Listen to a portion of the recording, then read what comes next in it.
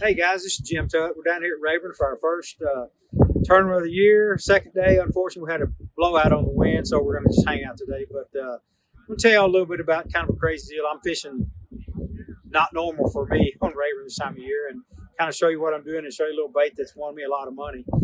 Kind of a crazy story that several years ago, a friend of mine got out of fishing for a while. Brian Branham is his name. He was going to get back in, and he wanted to know about if he was a co-angler, what was the one lure he would take to, if he had one lure to take. I said, hey, this old man I fished with named Hoot Gibson was probably one of the best co-anglers ever. And he said he threw a little shaky head. He called it a jig head worm. Anyway, so I showed Brian this little jig head, and he said, hey, I don't like that. We need something better. So long story short, he started working on this design for a shaky head type worm, and I would go out and fish it, and he'd work on it. Anyway, we came up with the Giggy Head by Gambler, and if you can see that thing, it's just a Gamakatsu hook. We made a little bit bigger hook, different sizes, and there's just a do-nothing deal. And my predominant bait is a Zoom trick worm. And just to give you an idea how good this thing's been to me, this is kind of crazy. People say, oh, you don't have a rod sponsor, which I don't. But on this particular rod and reel, not one just like it, but this one, it's a St. Croix Legend Elite, and it's a Shimano Sustain reel. They're probably, 20 years old. And at the time, they were, super high dollar setup. And I typically throw a 10 or 15 pound braid with an 8-pound gamma fluorocarbon leader.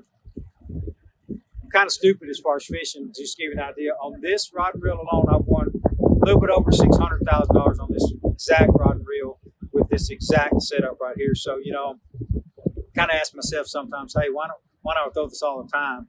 And so in this tournament, I'm actually throwing a little Ned rig, which is similar to this, and catching some fish in it. So when it gets really tough, that's what I go to. And it catches little fish and big fish, but that's kind of the story how this Giggy Head got started, kind of out of necessity, I guess, for co-anglers. But, it's been a great deal for Gambler. They sold tons and tons of them. Catches big fish, little fish, smallmouth, spotted bass, largemouth. It's not a promo for this, just kind of a story as to how it got started. But so now for the rest of the day, we're going to go retie some Giggy Heads and maybe pour up a few more and see what we can do tomorrow and have a good time. All right. So if you're fishing that shaky head on Sam Rayburn, what are you targeting? How are you fishing it? What does somebody coming to Rayburn need to know about fishing a Giggy Head or a shaky head? Well, typically this time of year with the situation, I'd be fishing rattle trap, chatterbait, but I just can't get them to fire. So what I'm looking for is I'm actually caught fish deep, 30 foot, and a couple of things. Obviously brush piles. So I'm looking for brush piles with the Garmin Live Scope, and not necessarily throwing it in the brush pile, but around the brush piles. And then I've had a couple of spots that were in 24-foot range, just basically drop-offs, maybe with some stumps on them. But some of them were just on sand, I guess it was. So that's what I was targeting. But another thing you can target here on this lake, and there's not a lot of them, but there are some rocks around some of the islands and stuff. But don't be afraid to throw this thing in the grass. Just you would want to throw a lighter head, maybe like a 16th ounce head. It's fairly weedless, but typically I wouldn't throw that here, but it will work here, and obviously it'll catch some fish.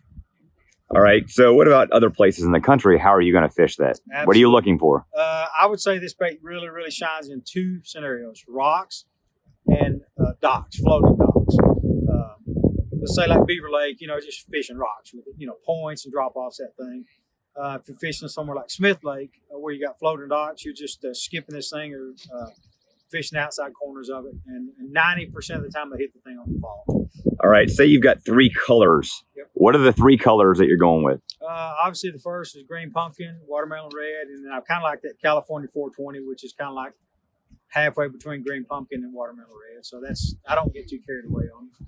All right. Do you ever throw anything other than a Zoom trick worm on there? And why or what scenarios? Yesterday I threw the Giggy Head, believe it or not, with the Ned rig on there because I could throw it in those brush piles if it's more weedless.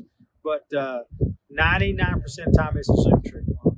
You ever just use the finesse worm? I used to use the finesse worm when I first got started, but when I switched to the trick worm, it seemed to get, as a whole, bigger fish. Not bigger fish across the board, but you would have a tendency to catch bigger fish with it. So I just kind of stuck with the trick worm. When do you choose the Ned rig or a drop shot over the shaky head? All these are kind of lumped in as finesse. Right. So it's kind of like, which one are you going to pick? That's a tough question. I don't know if they're off the bottom. Sometimes you just throw the drop shot, but I just kind of rotate between them. And I don't know. I'm not an expert drop shot fisherman, so I don't know. But I think when I throw the actual Ned rig, and I'm throwing a shorter bait, if I'm just going to throw like the Ned, not the Giggy Head, I'll throw a shorter bait, and when they're on the bottom, that's when I choose that. But I just kind of rotate through them. So I couldn't say, yeah, this is a condition I use one or the other. I just kind of see how it plays out. All right, last question. What is the biggest fish you've actually caught on a shaky head? Because it gets a reputation of being a small fish bait a lot of times by people that don't know. That's a good question. I fished the tournament on Beaver Lake, the Children's Miracle Network tournament on the Giggy Head. I caught a 9.3, which is the biggest bass been caught on Beaver Lake at that time in 35 years. So it'll catch them.